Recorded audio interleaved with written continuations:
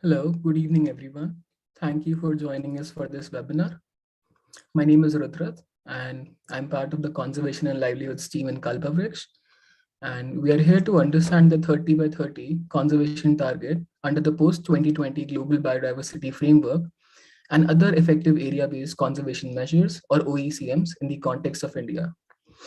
This webinar is organized by Kalpavriksha, and it is a non governmental organization established in 1979 and works on environmental awareness, campaigns, litigation, research, and other areas. We work on local, national, and global levels and are primarily based in Pune. Before we start the conversation, I'm just going to run through some house rules. So please keep yourself muted and your cameras off at all times uh, so that we can give the speakers the space to be able to present with what they have. Also, for those who are unable to join on Zoom, they can watch this webinar on YouTube. With the link, one can find it on Kalpavriksh's page on YouTube, and we can also share it here in the chat box. So with that, I will pass it on to Nima. She is a member of Kalpavriksha and coordinates our Conservation and Livelihoods program. Nima, over to you.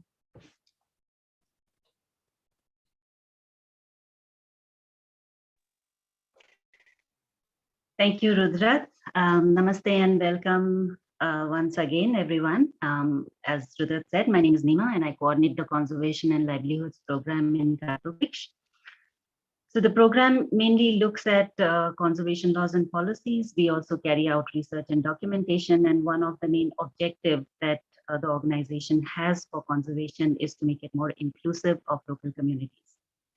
We are also part of the team that coordinates the activities of ICCA Consortium in South Asia region, which is an alliance of indigenous communities, local people, academics, NGOs, which all work towards recognition and support of indigenous peoples and local communities conserved areas. So as part of our efforts towards understanding the current national and international laws and policies and conventions on biodiversity and wildlife, and their implications for the local communities, so we have organized this webinar today. As many of you know, India is one of the 196 countries that have signed on and ratified the Convention on Biological Diversity, which means that most of the decisions and discussions that happen and the decisions that are taken at the convention become legally binding for us as a nation.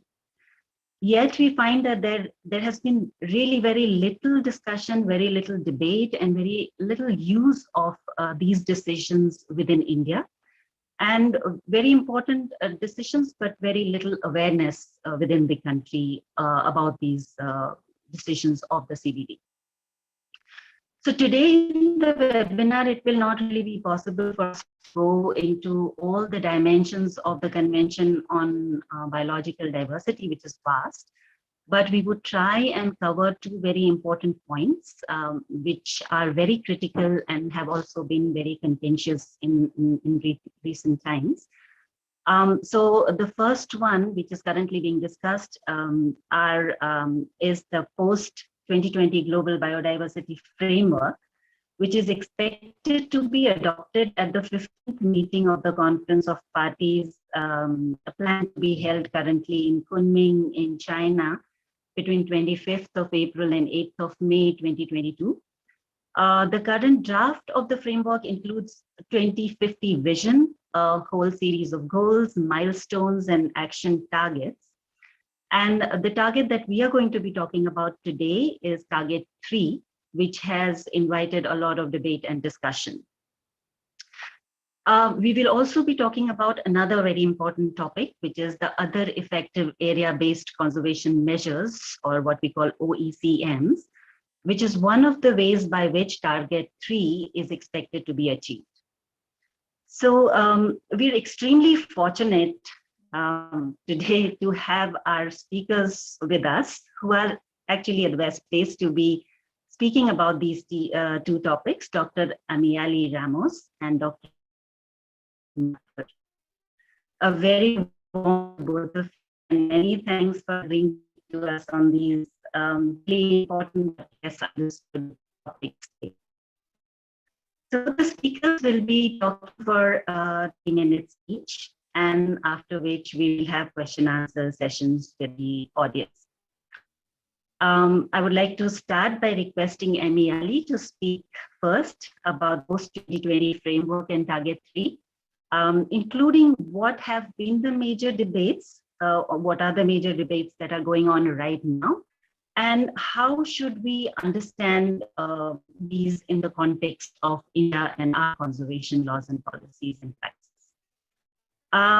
Just a quick introduction to Amy Ali. She's based in Chiapas, Mexico, and which is why also she had to wake up really early, or actually get to her computer really early, as she was saying this morning, to be here with us.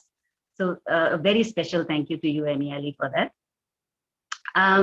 For over 15 years, Amy Ali has worked with the indigenous people and local communities on a range of issues, including environmental governance, sustainable livelihoods, agroecology, and human rights. Her work has focused on strengthening the collective capacity of the indigenous peoples and local communities, including by supporting them to be meaningfully engaging with international policy processes, I think, which is extremely important so that people's voices reach at the highest level of discussions or a different level of discussions that are happening. These are including Intergovernmental Panel on Climate Change, the UN Convention on Biological Diversity, and the UN Framework Convention on Climate Change. She has a background in social and environmental governance, and her passion is to provide indigenous peoples and local communities with the support that is necessary for them to continue to care for their own territories and ways of life on their own terms. Amy Ali has a PhD and master's from the University of Oxford and is currently the Deputy Chair of IUCCN Commission on Environmental, Economic and Social Policy. And she also coordinates the working group on international policy at the ICCA consortium. Thank you very much, Amy Ali, and over to you. Hola, buenos dias, everyone. It's such an absolute pleasure to be here with you all today. I've never been to India. It's one of those countries that sits very close in my heart, and I'm always trying to learn more about India and trying to learn more about the struggles of custodians of territories of life there and local communities and indigenous peoples. It is such a pleasure to be with you today. It's bright and early here in Mexico. So I've been asked to give an overview of the post-2020 Global Biodiversity Framework. I tend to get excited and speak quickly. So if I do, just make a sign and I'll slow down because this is work I'm passionate about. So I'm going to go ahead and share my screen. I've created a little presentation to help us through our work today. Can I just get a thumbs up if you see it, Nima or Dr. Mathur? Great, Rudrat, thank you very much. So the post-2020 Global Biodiversity Framework. Just to give you an overview of what I'll be speaking about today, is I'll let you know a little bit about the post-2020 Global Biodiversity Framework, the overview of the process of it being negotiated and adopted. And what I'll really focus in, which is our area of expertise, is the priorities and interests and concerns of indigenous peoples in local communities with the post-2020 Global Biodiversity Framework. Then I'll hone into one of the 21 targets of the framework, which is target 3. I'll talk briefly about protected areas and OECMs, even though I know Dr. Mathur will go into that more thoroughly, so I'll just breeze by that. And I'll talk a little bit about national level implementation. But more than anything, I'm here to share the little I know with all of you, and I'm here to learn from all of you. So we are constantly trying to gather input from the national level, people on the ground who are doing conservation work or livelihood work, and to try and strengthen our engagement with the CBD in such a way that we bring those voices to the international scale. So please feel free to ask any questions, put them in the chat. I think that's what Shruti has asked us to do. So anytime, just type your question in the chat and we'll do our best to get to it. So the post-2020 Global Biodiversity Framework emerges in response to the ending of what we call the Aichi targets, which was a 10-year plan that started in 2010 and continued to 2020, which technically it's still active now since the post-2020 process hasn't been adopted. The point of the Aichi targets was to protect and conserve biodiversity and natural resources. A point of interest there is that none of the 20 targets of Aichi were fully achieved. This doesn't mean that it was a failure. It just means that the targets were very ambitious, the reporting was very difficult, and not all of the targets were engaged with at the national level the way that they had was the aspiration at the international level. So after that, in 2018, governments started discussing what comes next. And what they decided of what comes next was the post-2020 Global Biodiversity Framework, which I'll refer to from now on as the GBF, so it'll be a shorter, not such a big mouthful. It's supposed to be a new ambitious agreement that will take us from 2020 to 2030. The process started in 2018, and the zero draft of this framework was released and discussed in Rome in 2020. Now, this has been an unusual process because of the pandemic. It's taken a lot longer for parties to come together and be able to negotiate text and targets because of the restrictions around COVID. So the first draft of the framework was released in July of 2021, but there hasn't been a physical meeting of the parties since then, or a Substar or SBI, which are two parts of the COP, to negotiate text. And so a lot of negotiations have happened virtually, where participation is difficult, especially for Global South, for parties from the Global South. And a lot of difficulty for observer organizations to participate as well. So it's moved a lot slower than was intended. And right now there's 21 targets that are still being negotiated.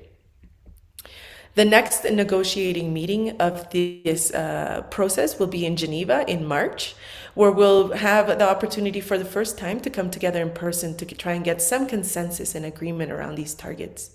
So as I said, there's 21 targets currently in the draft, and they range in topics from spatial planning, climate change, agriculture, resource mobilization, traditional knowledge, area-based conservation, etc. As the ICCA consortium, we are focused on supporting our members who are based in territories of life, we refer to them, or ICCAs, to continue to do the important work they do. So for the purpose of our membership, we've been focusing on 6 targets specifically. This is Target 1 on spatial planning, Target 2 on restoration, Target 3 on area-based conservation, which is more commonly known as the 30 by 30 target. Target 19 on resource mobilization, Target 20 on traditional knowledge, and Target 21 on IPLC participation and rights. Now, it's important to note that all of the targets are of relevance to Indigenous peoples and local communities. It's just these 6 are the ones that the ICCA consortium is focusing in on. But there are others like the one on Target 5 on customary sustainable use and human-wildlife conflict, on agriculture. All of these are important. So the ones that our engagement as the ICCA consortium in the Global Biodiversity Framework has focused on 4 main priorities. Again, this is not all-encompassing. It's just the 4 that I'll highlight here today, and the 4 that have been raised as important for our members. The first priority for us, and I think this is true for everyone, not just IPLCs, is that we must halt the drivers of biodiversity loss. Any target, any effort, any agreement will not reach its potential, will not be achieved if we do not address the destructive industries such as mining, logging, mega infrastructure, development, consumption, because these are the ones that directly threaten biodiversity. So for the consortium, it is essential that we halt these drivers of biodiversity loss. So that's our number 1 priority for the consortium, and it's something we've been pushing hard in the Global Biodiversity Framework to have an overarching focus on, yes, conserving biodiversity is important, but without halting all of those pressures and destructive industries, we won't achieve anything. The second one is to explicitly recognize Indigenous peoples and local communities. And this is essential. I think there's a growing and an overwhelming body of evidence that shows that indigenous people play an outsized role in the conservation of nature and biodiversity. So we've been really focusing in our engagement in this process to make sure that the overall recognition of rights, this is not just human rights, but tenure rights and access rights, including the right to self-determination, and the specific recognition that indigenous peoples have over their lands, waters, and territories is essential. So that's the priority number 2 that we've been focusing on for the ICCA consortium. The third one is that the whole framework must have a rights-based approach. I think we've seen in the past what happens when conservation is done without the free, prior, and informed consent of communities, without the inclusion of communities in the conservation outcomes, and it's disastrous. And so it is critical that this global biodiversity framework includes both a proactive recognition of rights, rights to access, rights to tenure, human rights, as well as safeguard to prevent violations in the name of conservation. So this is essential for us as well. And then the fourth priority that we've been focusing on at the consortium is the issue of implementation. So our experience with the Aichi targets showed us that while the Aichi targets themselves read very ambitiously and they were very comprehensive, the actual implementation of them at the national and subnational level is very complicated. And the reporting of what was achieved, the mechanisms for tracking, the lack of adequate resources for implementation at the grassroots level left a lot to be desired. And that's one of the reasons in my mind why a lot of these targets weren't achieved, was just because there wasn't enough support. Implementation was very diverse throughout the world on how it would be implemented. National government's interpretation of the targets varied widely, and there was a lot of issues for how this would be implemented. So we are pushing quite hard for the GBF to be very focused on how it will be implemented. It's not just the what, but the how, and that for us is critical. So for this webinar, I've been asked to focus a little bit more on one of the 21 targets, and this is target 3, which many of you are probably familiar with. It's known as the 30 by 30 target, and for various reasons, I think it's the one target of the 21 targets that has gotten a lot of just media attention and interest from governments and interest from observers and interest from NGOs, etc. So what is the target 3 or the 30 by 30 target? Target 3 reads as follows: ensure that at least 30% globally of land and sea areas, especially areas of particular importance for biodiversity and its contributions to people, are conserved through effectively and equitably managed, ecologically representative and well-connected systems of protected areas and other effective area-based conservation measures, and integrated into wider landscape and seascapes. Wow, there's a lot in there, right? So for now, I'm just going to focus on 3 things. I think Dr. Mather is going to give us another perspective on this, which is wonderful. So I'll focus on just these 3 things that I think are essential for IPLCs. And what the 3 things I'll focus on is this at least 30%. Oh, let me go back. This notion of effectively and equitably managed, and these other effective area-based conservation measures. So let's break it down and see what it all means. So why 30%? Great question. So the language in current target 3 is actually almost identical to Aichi target 11, with the difference of the percentage. So Aichi target 11 focused on 17% of land and 10% of coastal and marine areas, and currently target 3 just says 30%. So it's important to note that this target was not achieved, the 17 or the 10% was not achieved in the Aichi decade. And now all of a sudden the proposal is to do 30%, so to increase it by almost double. It's also very important to note that in the Aichi decade, this target was interpreted as a national target, meaning 17% of all national lands and 10% of all coastal and marine areas in each country, which was never its intention. It was meant to be a global target. But many countries in their reporting reported whether they had achieved 17% nationally. This is really critical for understanding some of the potential dangers and opportunities of the 30%.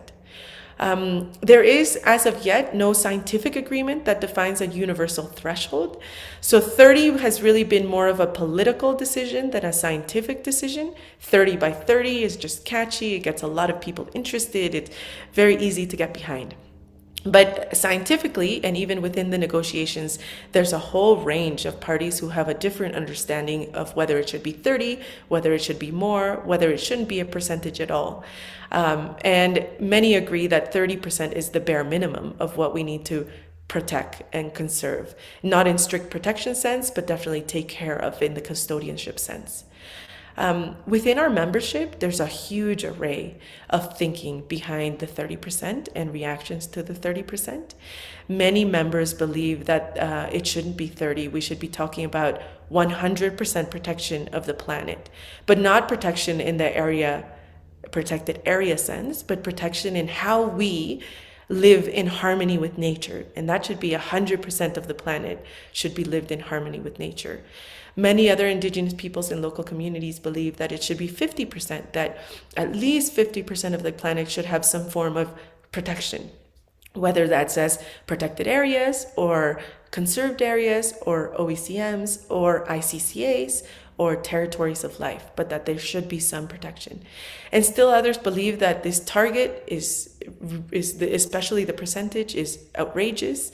It's very Western, it's very colonial, and it's just going to cause more conflict at the grassroots level. So there's a big array of opinions about this 30%. But again, it's important to note that there's a lot of political support beyond governments to private sector, to donors, to people who will implement, like big NGOs, on this 30%. And so for us, our focus has not been on debating whether it should be 30 or 50 or 100, but really focusing on, if this is going to be agreed on, then how will it be implemented? And for us at the ICA Consortium, that is critical. We're doing our best to get as much of our members' opinion about the 30% out there, but should it be implemented, we have to be very careful, and there's some red flags for sure. So now let's look at this second part that I think is really important. The 30% has raised a lot of interest as well, because there's been this, it's very easy to track and monitor quantity, whereas it's less easy to focus on quality. And what we're afraid of in this target is that this push to achieve the 30% will mean that we put areas under protection that maybe are not the best suited areas for protection, or that we do it in a way that does not recognize the free, prior, informed consent of the people who live there, or does not include their participation, or do it in a way that it's a paper park, but the actual quality of conservation objectives is nil. So for us, this is really important. It's not about quality, it's not about quantity, it's not about a percentage, it's about quality. Also for us, and we're pushing very hard on this, is that we need to start talking about governance beyond management. So the target right now is very focused on management and not governance. And without appropriate support for the governance of these territories, they don't support the people who live there or depend on them. And two, they don't really address or provide any sort of conservation benefit or biodiversity outcome. The other issue here is that current Target 3 does not recognize human rights in general, or the specific rights of indigenous peoples and local communities in particular. And it has nothing on FPIC at the moment. Now, we've seen in the IG decade some of the human rights abuses that came about because people were trying to meet the target, the quantity, and not the quality. And so for us, it's essential that this target specifically recognize at the least the free, prior, informed consent of indigenous peoples and local communities in regards to protected areas and OECMs. That is bottom line essential. So now OECMs, and I'm going to breeze through this because Dr. Mather is going to give us a really great presentation on this before. But I'm sure many of you read that and said, what is that? That's how a lot of people are feeling throughout the world. So let me just give you a very technical definition of what OECMs are. And that's a geographically defined area other than a protected area, which is governed and managed in ways that achieve positive and sustained long-term outcomes for the conservation of biodiversity, et cetera, et cetera, et cetera. I'll leave that on there so you can all read it in depth. So OECMs, they sound like a really interesting way to complement the work of protected areas that are very strict on conservation. But what exactly is the difference between protected areas and OECMs? This is a big question mark that many people have. Again, I'll breeze through this because Dr. Mathur will go into more depth. Protected areas have in the past been sites dedicated to conservation. They've been created and designated with the sole purpose of conservation. They have different governances within the protected area. So there's governance by government agencies, government by private sector, governments by IPLCs.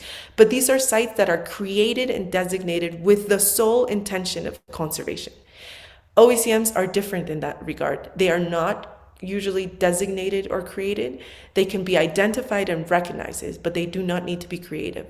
And these are areas that deliver conservation objectives, but conservation doesn't have to be the reason they exist.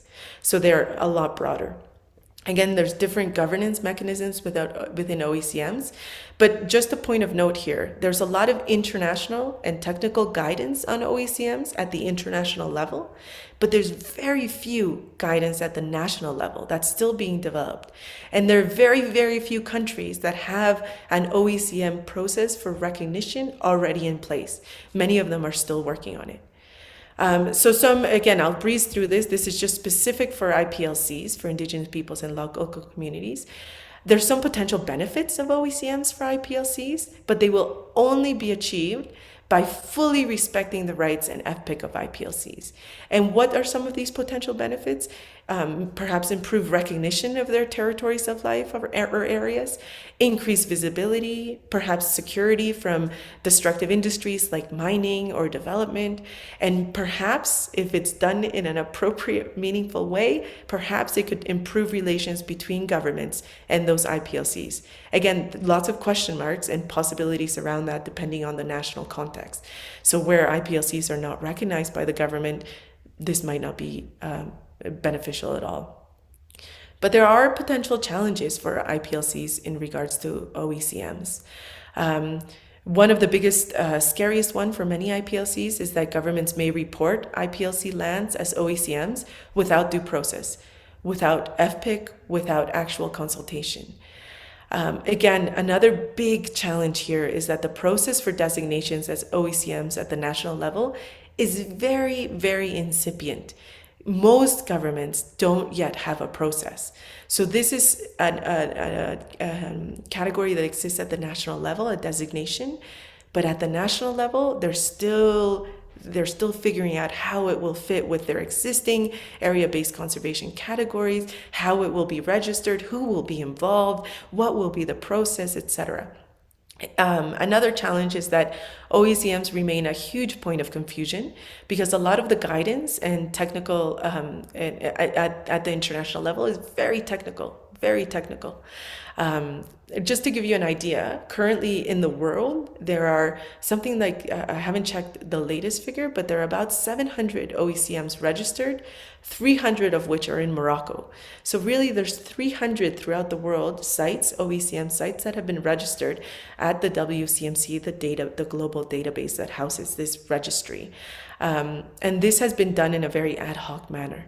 And currently there are only 2 OECMs, of this huge array that have been registered as IPLC governance, but they're in the process of being registered, so we don't even know exactly where they are, what the process for registering was, whether their IPLCs were involved, etc. So there are lots of questions about OECMs. So for the consortium, and this is my very last slide, so I'm really keen to hear what Dr. Mathur says. In terms of how we would like to see this text changed, is that we really would like the word governed to appear clearly within Target 3. We also think that a red line for Indigenous people is that it must say that protected areas and OECMs must be made with the free, prior, and informed consent of IPLCs. This is important. I mean, we need to get back all of that historical legacy of abuse. We need to acknowledge it and move forward. And for that, we need this language to be in there. And we believe that there should be a third category beyond protected areas in OECMs where Indigenous peoples and local communities can self-designate their territories of life to support the 30 by 30 target without having to be a protected area or an OECM. And we have several ways that we think that could be incorporated in there. So without taking more time, again, I welcome any questions. You're welcome to send me questions directly to my email as well. But I'm very keen to hear what Dr. Mathur says about how this all fits within the national Indian context. Thank you, Emily. Thank you for being so concise, clear, and within the time frame. Thank you. That's a very clear presentation. And I really appreciate those two very, very important issues, that it's not just about conserving a specific area, but it's about stopping where we are destroying diversity, addressing the causes of biodiversity loss. And also, I think a very important point on it's not about a target of how much area is to be set aside, but how those areas are to be governed and managed. And I think it's a crucial point, along with the rights, addressing the issues of rights and human rights violations. Maybe later on, after Dr. Mathur, I would really like you to address one point, which is when we say how can we move ahead on targets, on setting new targets, if we do not kind of do a review of how the records of the countries have been in the past in terms of recognition of rights, in terms of equity and governance. So what are the thoughts and debates on that related to these targets? Maybe after Dr. Mathur, if you could address that question. Yeah. Thank you very much. I would like to now welcome our next speaker, Dr. Vinod Mathur, who many of you know is the chairperson of the National Biodiversity Authority since 2019. He has served for 33 years at the Wildlife Institute of India, both as the dean for a certain number of years and then as the director of the institute.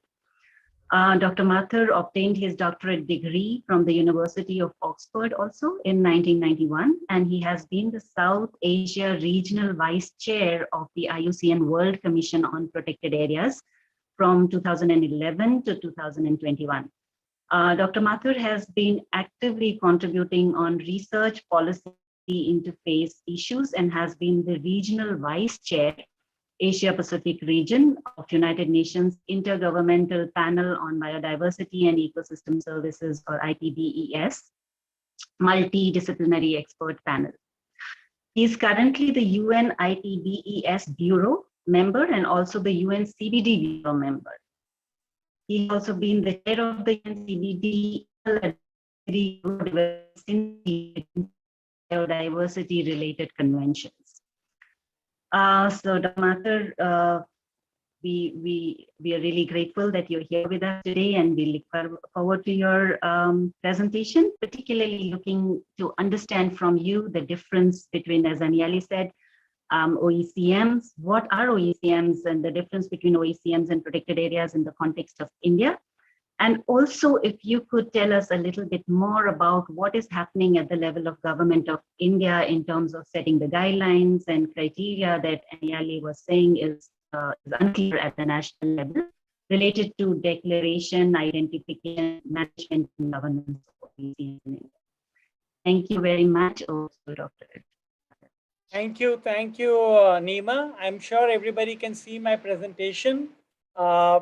This has been jointly done by a colleague of mine, Ruchika, who is also attending it. She works in the UNDP. And I have tried to title it as introducing the concept, the criteria and implementation. But as I learned from Amelie and from you, there are lots of questions and considerations which need to be discussed.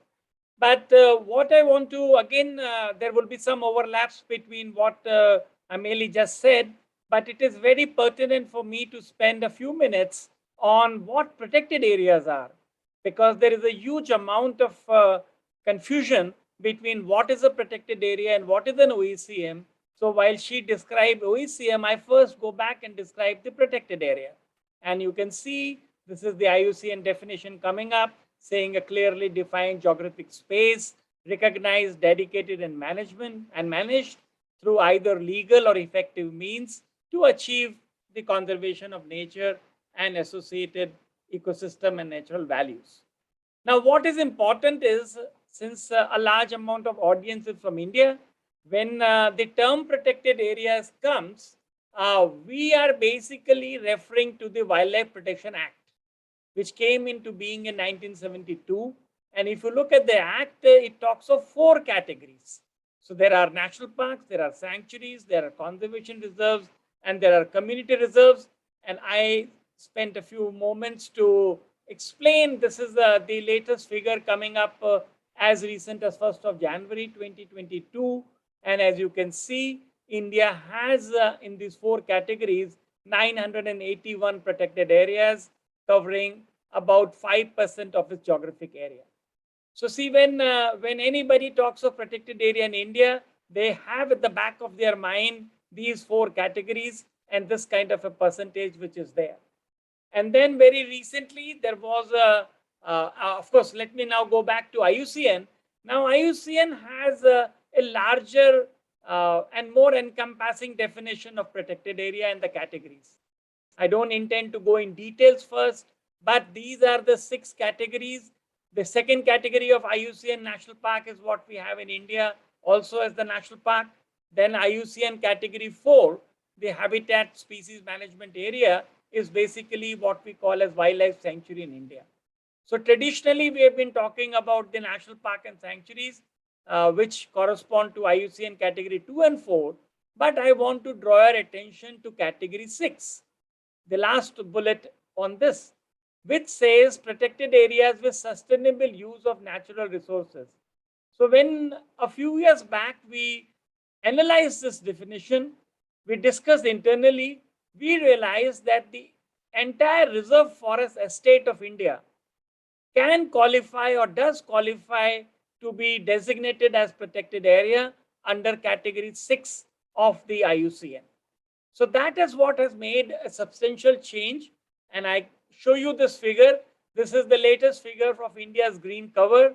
While we may contest and discuss whether it is what it has been produced by the government, but whatever it is, as you can see, the forest cover right now is about 21.71% of the geographic area of the country, meaning thereby that the earlier 5% that we were talking of, look at this figure at the bottom right, 5% of the geographic area, if we only consider the Wildlife Protection Act, but the forest areas in India are also managed very strongly under the Indian Forest Act, and all kinds of conservation activities are carried out inside the reserve forest. So when we were submitting the 6th national report to the CBD, we then came up and said that India's protected area estate, by including the reserve forest, is about 22%. And then in last November, which Amelie just mentioned about this 30 by 30 high ambition coalition, India is also among the group of 75 countries now which have joined this coalition, which is looking at a global target of aiming to halt the loss of species, protect vital ecosystems, and which are the source of economic security. So now comes the question that I want to flag here. What is the challenge before countries like India and of course others who have joined the 30 by 30 coalition, that how to move from the existing 20% protected area coverage, which I just explained, to 30% protected area coverage. So there is a huge amount of 8% movement to be made, even if we take the bottom line. And as Amelie explained, 30% is not rigid. It could be 35, it could be 50, it could be 100. So right now we have, or we are in the zone of 22%. And how do we plan to move towards this 30% is the question which is engaging our ministries and our think tank for biological diversity. So coming back, just again now to define OECMs, I will only confine to the first line of it, a geographic defined area other than a protected area. So what it means, that 20% which I just said is something distinct and separate.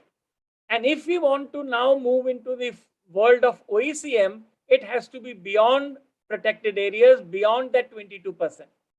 And Amelie also mentioned these are, we will give your presentations also. So these are the guidelines which are available from IUCN for recognizing and reporting the OECMs. And they do provide some measure of guidance, but I would say still a lot more homework needs to be done on these guidance document itself.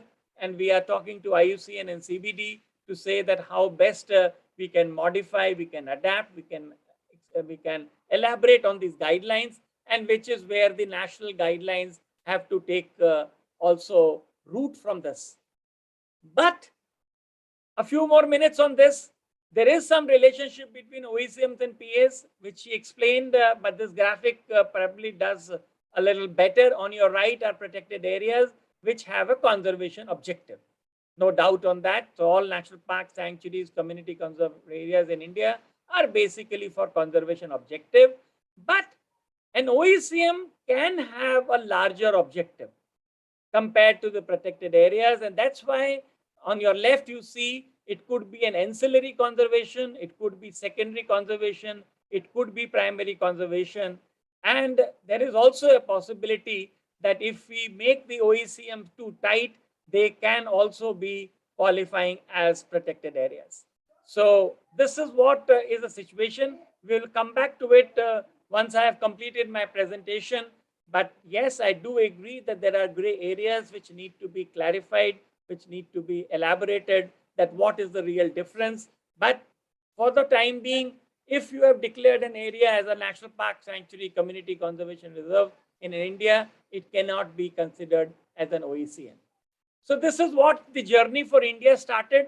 And as you can see, 8th January 2020, it's not even 2 years old.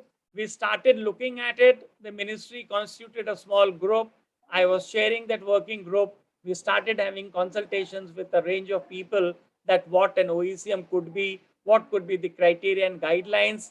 As was just being mentioned, all countries will have to eventually make their own guidelines. And this is what we are in the process. It's not complete. And I will explain to what stage we have reached here. So to us, our first brief was that when you start looking at expanding the space, expanding the conservation space from say 22% to 30%, where are lands going to come? Where are spaces going to come? And that is where, fortunately, India is a unique and big country. We have areas under terrestrial ecosystems, under wetlands, under marine. So as you can see here again, it's a work in progress. We are every day discussing this classification, what comes under that. But we have now tried to come up with this 16 category classification, which possibly and probably and certainly covers the entire range of habitats and ecosystems in India, whether they fall under terrestrial system, whether they fall under wetland, whether they fall under marine. So when we were looking at new lands, when we were looking at new spaces, I draw your attention to, I can't show you here, industrial estates for conservation purposes. So India also has a huge number of industries. These industries have their own estates, have their own land. Obviously, they are occupying their land for their own purpose. Sometimes they want to expand, sometimes they want to do something else, sometimes they want to open up a second industry.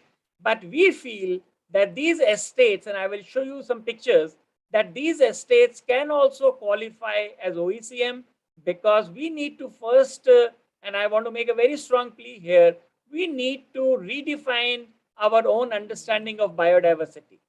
Biodiversity is not just species or ecosystems or services, soil conservation, moisture conservation, air, water, everything comes under carbon, everything comes under biodiversity. And therefore, these areas which these estates are holding can also serve as OECMs if we are able to convince them. Then we have sacred groves. And I'm sure this community which deals with indigenous peoples and their systems understands the importance of sacred groves in India. So when we start looking at sacred groves, we realize some of these sacred groves are already inside the forest. So if they are inside the forest, they would come under the forest cover of India. So we need not repeat them. But there are sacred groves which lie either on the fringe of the forest or in many cases in the village lands, in the village commons. So these are the areas where we can talk to this community and say, can we designate for your sacred grove as an OECM over there? Then I move to this agriculture heritage system. Many parts of a country, especially in the northeastern India, have very unique agriculture systems. Those systems are again to be recognized, to be identified, to be notified as OECMs. So we are now looking at that can these agriculture heritage systems can also be made as OECMs. And then we have a large number of lakes which have the potential. They are conserving aquatic biodiversity. They are helping us in invertebrate conservation. We don't do much on that, but there is a potential. We can cover up riverine wetlands. Then a huge amount of reservoir systems. So we understand that we have dammed many of our rivers, and many of our conservation community members, including me, are saying that this damming of a river is not good. But we can now see some values in the reservoir system, because these reservoirs are harboring birds, invertebrates, fishes, and so on and so forth. And today, I must share with this entire audience, as a part of an initiative between the National Biodiversity Authority, between the State Biodiversity Authority, the Biodiversity Management Committees, and the Wetland International, and the Bombay Natural History Society, our teams have worked in all 28 states of the country to document the bird populations over there. So we are looking at additional areas. We are looking at reservoirs. We are looking at canals. We are looking at lakes. We are looking at riverine wetlands. And my colleague B.C. Chaudhary, who is a wetland specialist, is also here in this. We will again get back to you and say that what aspects of this can also be considered under OECM. And similarly, we have a huge marine area. We have a coastline. We are now looking at important marine biodiversity areas. We are looking at ecologically and culturally significant. In the place I live in Chennai, next to me is the Union Territory of Pondicherry. And there we are told that there is an underwater, very significant marine heritage. That area can also be covered under this category of a marine heritage under an OECM. So the point I'm making is that we are going in a wide canvas of identifying lands. We will come back to the management systems, but we want to be as inclusive as possible. The only point is the careful and consideration is that no area should be counted twice. We cannot count first an area which is designated as a sanctuary and then come back and say that this is also to be counted as OECM. So that is where our diligence is lying, and my teams are working with all the mapping agencies in the country. Forest Survey of India, they maintain a very nice spatial GIS database on the Indian forest cover. So we are in touch with them. We are telling them that here is a piece of an area which is the part of the sacred grove. Please check in your database whether it is also covered under the forest cover. So those considerations are there. And as we go along, it's a work in progress. We are refining the system. These classifications can move from 16 to 18, or these can be dropped back to 14 or 12 or any number. So it is a work in progress. We would like to hear from you that what potential areas. And therefore, while our teams are looking at it, we also understand that there has been, as Nima mentioned and as Amelie said, a governance category. These are something very, very important. So it could be, some of them could be government managed. If you have an irrigation canal, obviously the Ministry of Irrigation or the Department of Irrigation will be having its management right. But we can talk to them and say that how best this area can also be fulfilling the functions of a OECM. Then of course, community managed, you understand, privately managed, all the industries that I talked about. I'll be showing you examples of the big industrial houses. We are opening a dialogue with them, and they are coming us forward and say that, yes, if you think it could be covered under an OECM, let's open a dialogue. then it could be co-managed as well. Right now, it could be community, private, corporate, but we can do a co-management as well. So these are some of the generic guidelines that we have now identified and made. As I said, I again repeat n number of times, it's a work in progress.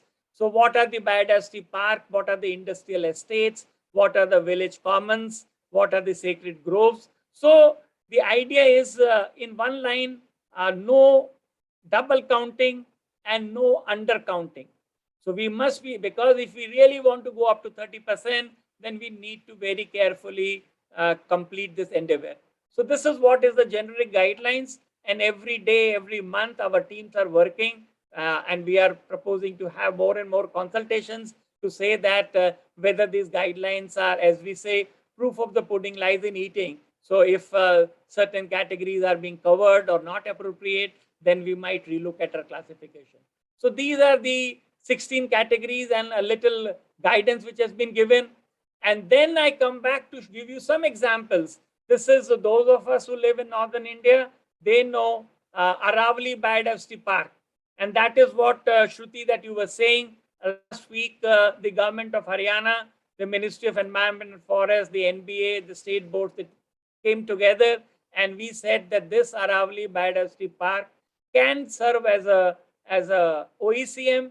And fortunately, there is a private sector group, the Hero Honda group, which makes the motorcycle, which our youths ride. They are the persons who are managing it, and we are talking with this corporate body that how.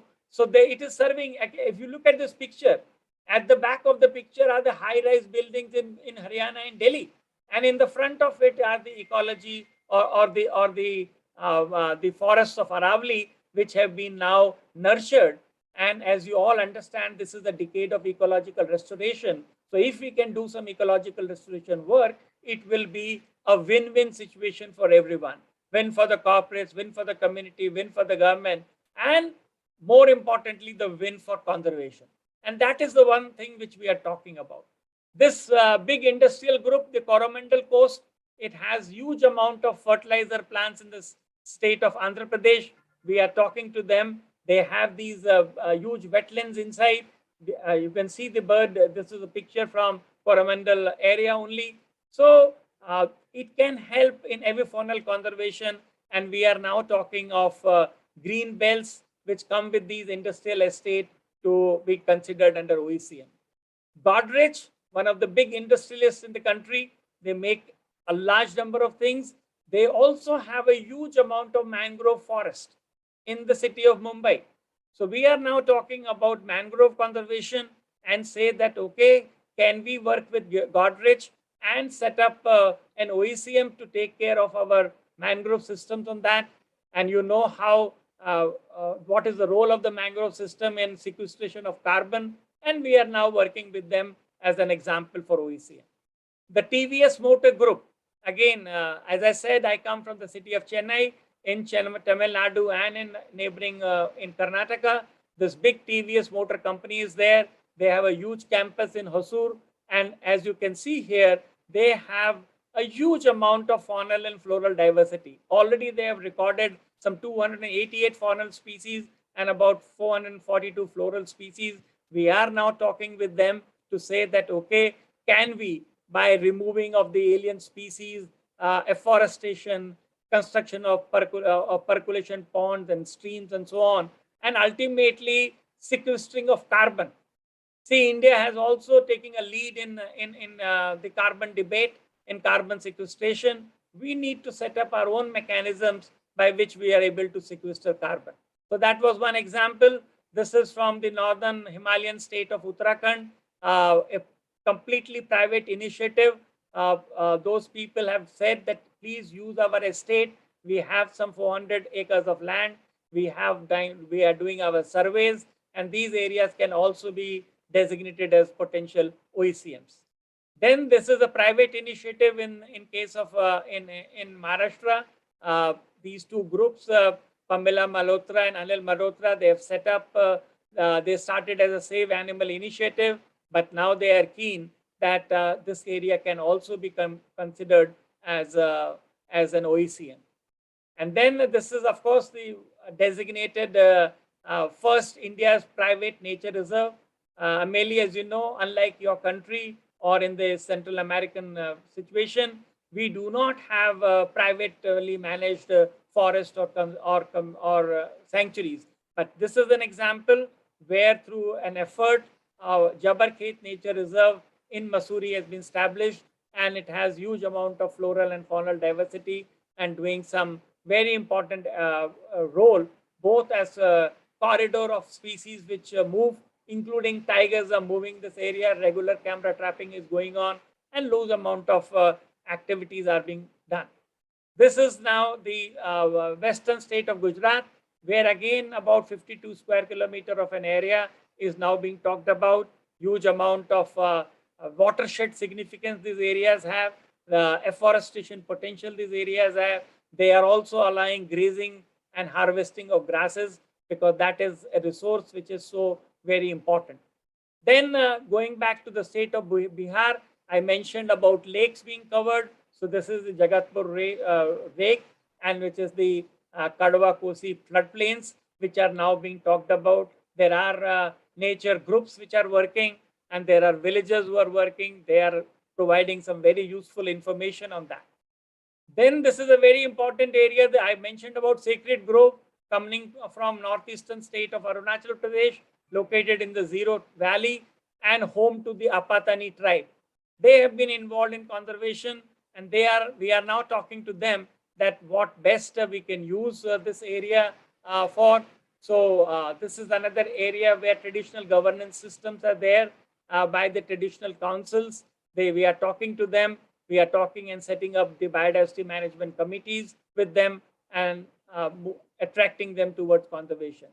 Then there is another Apatani landscape by the Apatani tribe in Arunachal. There again, they have a unique agro ecosystem, as you can see in the slide. These are huge amount of grains which are produced from one generation to the other. They have different governance models. They have paddy fields. So we are, as I said, defining or redefining the concept of biodiversity in our understanding, so that it becomes broad-based and we are able to include. Similarly, the Zabo farming system. This is a very, very important area for impounding runoff waters. You know how important of water is there. They are using some very innovative methods. They are practicing solutions for dealing with water scarcity, combining forestry, horticulture, agriculture, fishery, and animal husbandry. Where on earth you will find such kind of a system?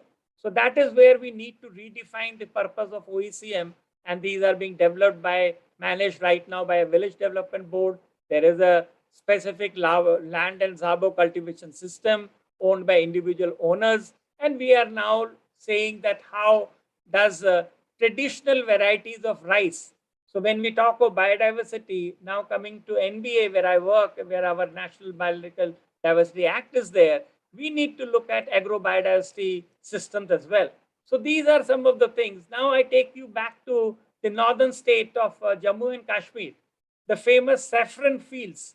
We are talking to the saffron farmers over there, saying that can we also include your areas under OECM? And they have some 17,000 farm families with which we are talking. And there is a saffron grower society over there. And we are now talking that, and especially women have a very important role to take part in the saffron story, and from tilling the soil to picking and gently drying. So a whole range of efforts are being made to identify them and to bring it to the fold of that. And what we are trying to do, this is again, as everybody would be interested, that what happens if you have an idea, if you think that area can be a potential OECM. With the help of UNDP, we have created a portal. As you can see, this is the OECM web portal where anybody can put in certain information, and then our teams are going to get back to them and say, let us try and find out, can we designate a person in that OECM as a biodiversity champion, because people do like to be recognized for their efforts. So this is again an effort on the digital front that we are making. Very soon it is already functional, but now the Ministry of Environment is trying to integrate it in their system so that when projects end, there is no end to that. and we are able to make full use of the portal. Now, having said all this, let me very quickly talk about the challenges. I know we are running out of time. I myself have to run to another webinar, but there is a huge amount of lack of awareness.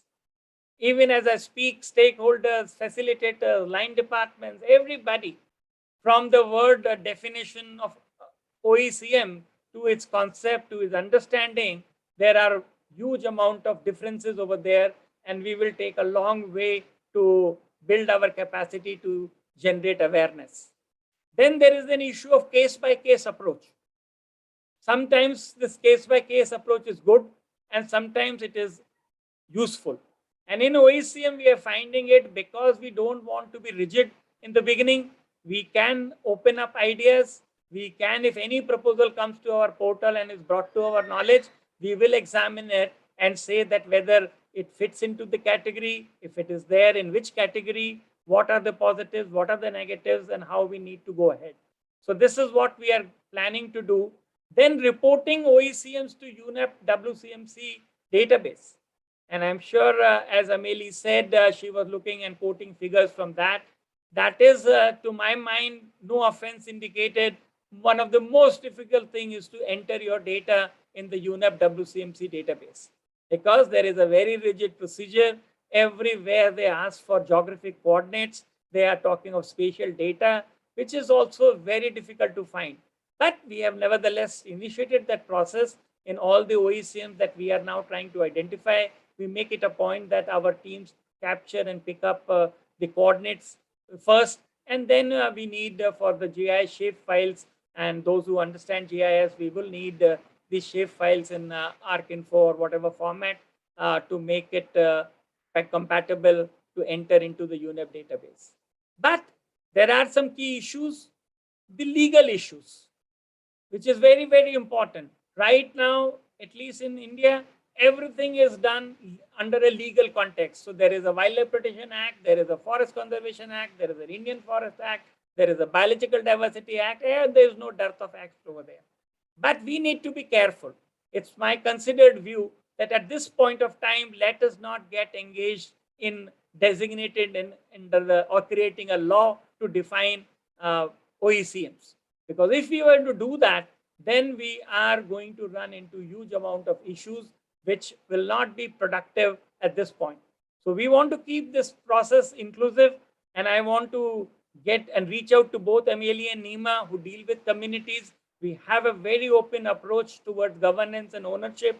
We need to identify resource persons, communicate with them, and of course, developing a spatial information system with the help of the local stakeholders.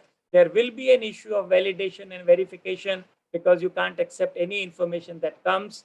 Eventually, we need to also parallelly look at managing and monitoring the OECMs. And as we do for protected areas, we have in India a very strong method of managing effectiveness of our national park and sanctuaries. We need to consider doing the same for OECMs as well. So finally, this is my last slide on the way ahead. We need to initiate the Pan-India process. In some ways, we have done it. But right now, our challenge is to look at identification, what can come in. Then we need to prepare some document, a dossier preparation of potential OECMs. Then only our teams can look into case by case. We are planning to organize orientation meetings for various target groups. And this is where we need help from everyone, including Gulf Friction, including all community-based organizations that we are prepared to run through and organize these meetings. We want to get back to the corporates. We want to get back to research institutions. Indian railways are holding huge amount of lands. So in ways, the defense cantonments, they hold huge amount of lands. So we need to work with each one of them, and there would be more categories as well, to explain and sell the concept of an OECM. And then comes this question of implementation framework. As has been said, that we need to have a guidance document. We are more generic. We are saying that there cannot be a single approach for a big country like India or the 16 categories that we are talking. We need to have an implementation framework. Our teams are working. We will again here ask for partnerships with anyone, both nationally and internationally. The corporates also have in India the corporate social responsibility funds. And we are in touch with them that conservation awareness, whether it is for biodiversity or it is for OECMs, we can take their help and engage the corporates. Then very recently, in the last 3 years, the NBA, the UNDP and ministry are now operating what is called as a biodiversity samrakshan internship program.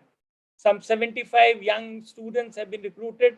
These have been embedded in all the state boards in the country, and they are doing some excellent job in creating awareness. And when we start looking at identification and dossier preparation for OECMs, they would be helpful. And ultimately, we want to step up the community engagement and the corporate engagement. And I am saying the same, both the engagement in the same breath. We need to engage with the community. We need to engage with the corporates. And there is no either or. And I am perfectly comfortable in engaging both with the communities, both with the corporates, because they have a role to play. And whatever, if I can be very candid to say that whatever mistakes we committed in implementing the national park systems in the country and elsewhere, we need to be very careful, and we should not commit the same mistake while we are dealing with OECMs. We need to have a very inclusive approach. We need to have a participatory approach, and we need to hear the voices of everyone. So I will stop here and give it back to Nima in the way you want to conduct. And if there are some quick questions and people want to intervene, maybe we can first give it to Amelie, because she might herself have a few questions, and we should allow that. Yes, thank you so much, Dr. Mathur, for this really comprehensive presentation in this short time. And definitely for me, and I'm sure must be the same for many of the participants, we are hearing for the first time a detailed presentation on OECMs in India. So I have numerous questions in my mind, and I'm sure many others have too. So I will just quickly take a few minutes as the moderator and ask some basic questions, and then we can move on to the participants and the questions. So the first I was going to ask Emieli. I asked that question about protected areas. We will come to OECMs later. That there hasn't been any national review of how well they have done on equity and governance issues. So without such a review, how we expect governments to be expanding areas under protected areas and meet those the criteria of being equitable and in governance. Amiali? Thank you, Nima. And I think this might be a better question for Dr. Mathur, but I think you're exactly right. It's one of our biggest concerns and one of our priorities for engagement in the CBD process is how can we expand area-based conservation if we don't really currently understand, one, how equitable, and two, how effective the current area-based conservation models we have. So I'm actually really curious, and if I may, pass that question on to Dr. Mathur, because I think he could really provide some insight into how governments are thinking around this. Thank you, Amiali. Dr. Mathur, you want to respond to that? Nima, I will just wait for a few more questions, then respond. Okay, so then maybe I should bring my questions to you. I had a couple of clarificatory questions and one slightly different. The clarificatory question that I had was, so in terms of if someone wants to apply to be declared an OECM, they have to, you said, go to this website, out the information, and you get back to them. Is that the process as of now? Yes. So this portal is operational, the links are there, and that is the first step. Even writing a small information, your willingness or your curiosity to indulge in OECM, and our teams are going to pick up from there. So my second question was coming from the experiences that have been related to conservation reserves and community reserves as they are in the Wildlife Protection Act. And one of the limitations that local communities have often stated has been the fact that even if it is a private area, when it comes to Constitution Management Committee, which is under the law, includes a government official, a forest department official in the committee of the Community Reserve Management Committee and Conservation Reserve Management Committee. So I was just trying to understand in terms of management and governance, what are the procedures for OECM? So Nima, again, we are very early into this debate. As I just said that our foray into OECM is less than 2 years, and I can only comment on my intent or the government intent that we don't want to be rigid, we don't want to be legal, we don't want to be imposing, and whatever mistakes, within quote mistakes we did in managing our protected areas, whether they are community and conservation reserves, we should not do the same for OECMs. So this regime or this protocol or this framework has to evolve, but this is what the bottom line is, that we want to be as flexible as possible, we want to be as participatory as possible, and we want to be as restrictive. See, the whole 22% of India's protected area system has actually taken care of everything that we want to protect. Now we are trying to go beyond that. And when we talk of OECM, well, if we can protect certain plants, animals, nothing like it. But if you say that this is only grassland and it is only protecting and conserving soil sequestration, carbon sequestration, it's fine. We don't have to invent methods and practices to upset people what they have already been upset in the last 30, 40 years. Thank you. And I think it is really going to be extremely useful for many grasslands and wetlands that people have been trying to protect. But my question then comes to what you were just mentioning about the 21% of forest land being considered a category 6 of protected areas in India. That could actually be highly debatable. And why I was saying that was for multiple reasons. A is, if this is a protected area, this is also an area which is diverted for multiple other uses, including mining, logging, and other purposes. So whether we can say that the objective of this 21%, many of these are large stretches of monoculture plantations as well. So whether we can say necessarily that this is 21% area set aside for biodiversity conservation is debatable. But the question that I was coming to, where the concern for the local communities may come into this, is also, as we are all aware, that this is also the area where many communities under the Forest Rights Act have been claiming rights for community forest resource rights, which is the lands that they have been traditionally conserving, protecting, managing, and would like to claim to continue to do so. And the Forest Rights Act, Section 5, actually provides for communities to constitute such committees. Now, what we have seen, many parts of Central Indian forests, these communities, although they are protecting the forest, they have management and conservation strategies. There are also mining and logging and hydroelectric dams coming into these territories, and the communities are trying to use various strategies to fight against that, to protect the biodiversity. So our documentation of CCAs also says that a large percentage of community conserved areas that Dr. Mathur, you're aware of, the documentation actually is in this forest area, which has been the traditional territories of communities. So in these situations, if a community wanted to declare their CFR as an OECM so that they could prevent it from a threat from outside, it actually does not provide that opportunity to them at all, considering that they have not traditionally had an opportunity to claim them as community forests till now. See, Nima, you have asked a very difficult question, and I would say that we need to keep our debate on matters relating to protected areas and 5 or 22% and the 4 categories and the Forest Right Act separate, because there is a huge amount of discussion which is required, and there are differing viewpoints. What I can say there, see, if you include an area, then you are enhancing its protection. If you include an area as a national park or a sanctuary. So on the one hand, you do that. The moment you do that, communities start coming up and saying that we are being deprived. So see, there is a very, very difficult action and decision to be taken over there.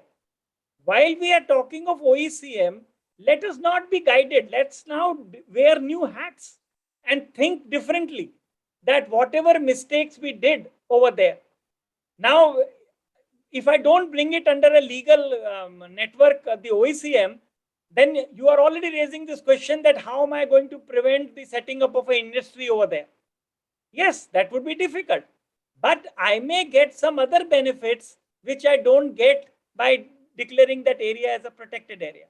So we need to have larger discussions, but I'm glad that you have raised this point, and I'm prepared to open up this discussion with you and colleagues and to say, where are we better off and how do we need to protect? And I can say that whatever legally the communities have the right, either under the Forest Rights Act or under the Indian Forest Act, people may disagree, but nobody can get away with that. See, when we were doing the Biological Diversity Act, one of my biggest challenge was to deal with the Ministry of Tribal Affairs, because they came very strongly and said that any of your provisions should not adversely affect our tribal communities. And we agreed to that. So when we are now talking of biodiversity management committees and things, there are now suggestions over there that representative of the tribal communities will also be part of that. So those issues are there. They are being discussed. And what I want to say is that we approach the OECM with an open mind and not recommit the same mistakes as we did it in case of our protected areas. Thank you, Dr. Mathur. I was actually speaking more in terms of it being an opportunity for many communities to avail of for protecting their territories, but we can, as you mentioned, continue this discussion beyond. And I will now pass on to my colleague Shruti to please moderate the session on question answers from the participants. Yes, thank you, Nima. So we have a couple of questions and we are running out of time. We have like 10 minutes. So I would request I would call out people's name. They can unmute and ask the question themselves, but I would request them to be as short as possible so that more people can also ask their questions. So I'm going to call upon Sopurnada, if you can unmute. Yeah, I think I got some of the replies when Nima raised the issue with Mr. Mathur. But the problem is that when you internationally commit to say that 22% is our protected area, that is completely going to be wrong and incorrect, because the forest cover includes non-forest areas, which includes again coffee, tea, and rubber plantations and blah blah, and there is nothing to scientifically tell me that how do you identify these plantations as protected areas. So it is a trick of increasing your protected area to reach the target of 30 by 30, nothing else to me. Secondly, what I said is that, which means that if you are not willing to debate on this, but say that historically there have been mistakes, you are actually diverting the debate and discourse through the OECMs. And that is also, we have to really, discuss this before moving forward. Thank you. Thank you, Mr. Lahiri, for your observations. I do understand the debate which is going on the forest cover and the inclusion and the implication of counting plantations and this and that over there. Yes, the Forest Department, the Forest Survey needs to come out with that explanation. Even for a moment, if we say not 22%, say 20%, 18%, 16%, is it not a commitment to conservation? Is it not helping the larger biodiversity goal of the world? We may continue to debate on that, and I am no way trying to prevent that. We will need to discuss that. But the point is that under OECM, which is the subject matter of the discussion today, we are trying to reach out to people, to communities, to estates, to areas which were never part of the system for conservation. And if we can include them, This is not to offset. I disagree with you when you say it is to offset the historical mistakes that we did in the national park system. No, sir, not like that. We are now looking at areas where we can maybe more inclusive, where we can bring and talk to the community, talk to the corporates, and work with them for conservation, biodiversity conservation defined in a way which includes not just species of plants or animals, but of carbon, of soil, of microbes, of microorganisms, and everything. So let's be very open to that. We are not closing any debate or discussion today. We are open to it. Let the debate proceed. I have already said it's a work in progress. We need to consult people like you and others and then move ahead on that. Back to you, Nima. Thank you, Dr. Mathur. Before I take on the next question, Amir has to leave right now. So have I. So we can have, we can explain to, we can take last two questions, one to me and one to Amelie. And then if there are in the chat boxes, please take these questions, pass it on to us. We will respond. Sure. Is that okay, Amelie, or would you? I'm so sorry. I have to present something right now at the IAFP caucus.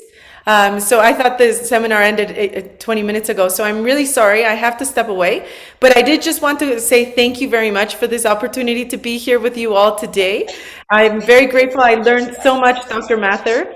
And I will take you up on that opportunity and invitation to collaborate further on this.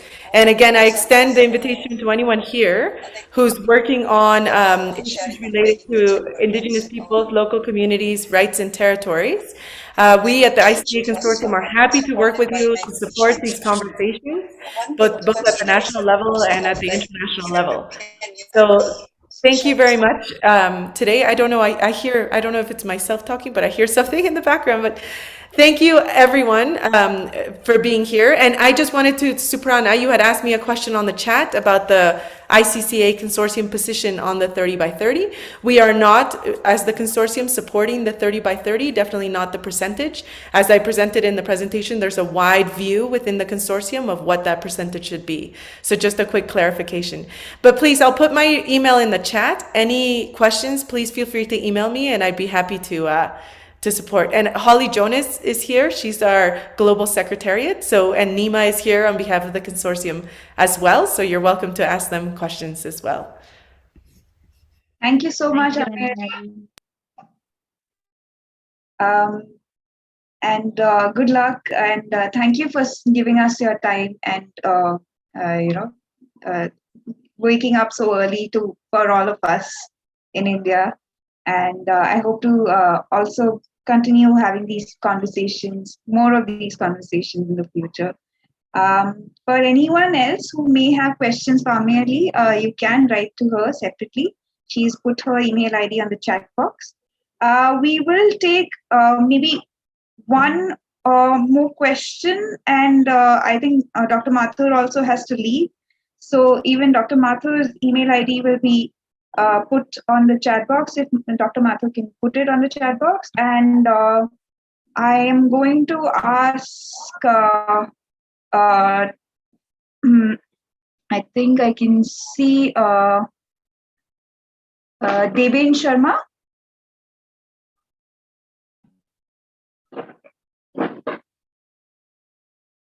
Hello. Yeah. Yes.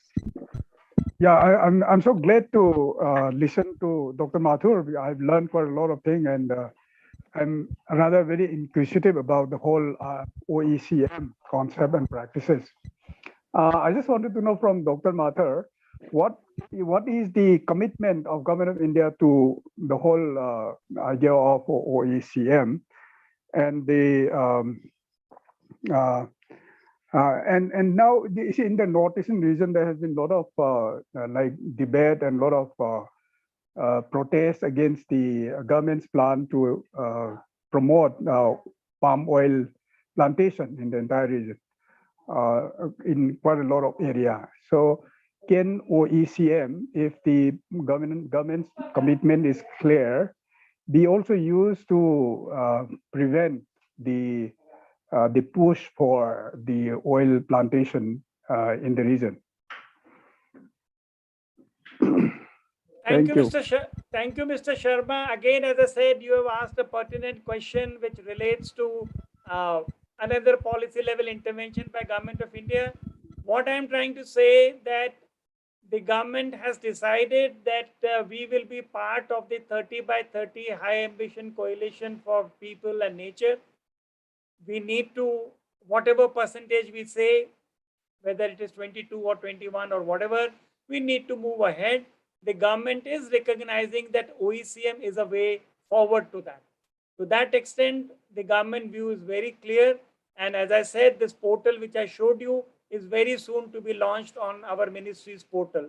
So that will itself show an indication that government wants the OECM estate and spaces in this country to grow. Okay. Thank you. Thank you. Dr. Mathur, with one request, there's one question that's left unanswered, if that's okay. Please go ahead. Catherine Robinson, would you want to? Can you also keep it short so that Catherine Robinson? Yeah. Sure. Hi. Yeah. Thanks so much for the session. Really, really useful. I just wanted to pose a question about corporate engagement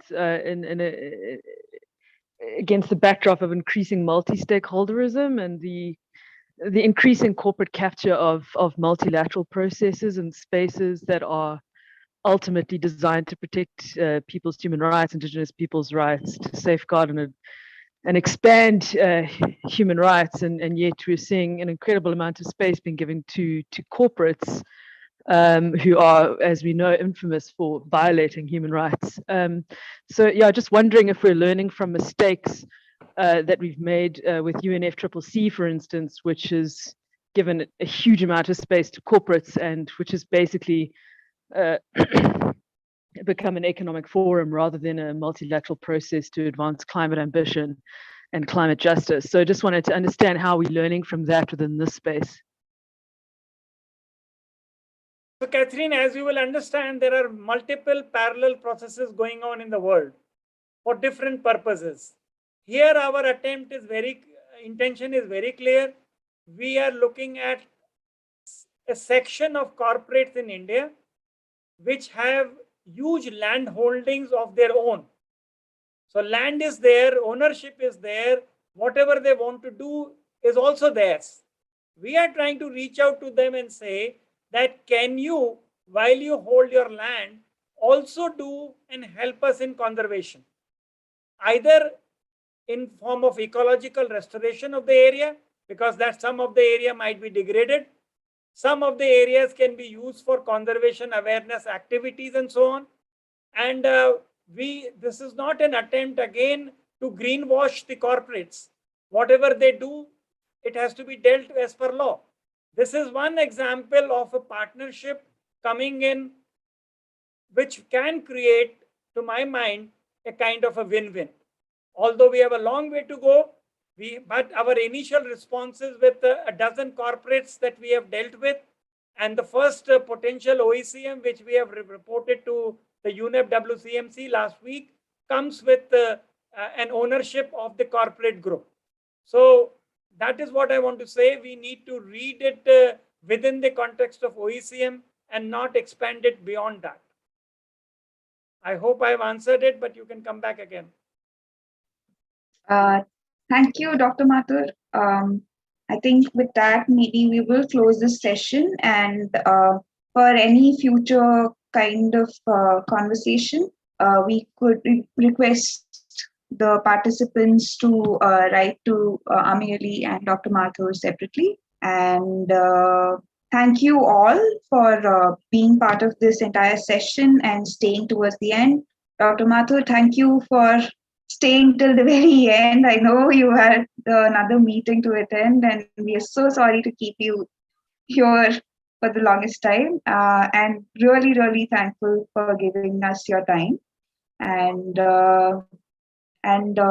thanks to the organizing team, Nima, Akshay, and Rudrat, who are also part of the Kalpavriksha organization. And Thank you all. And Thank you. Thank you, everybody. Thank you. Thank you. Dr. Mathur, really thankful and look forward to future collaboration on these. Thank you, everyone, for participating and staying till the end.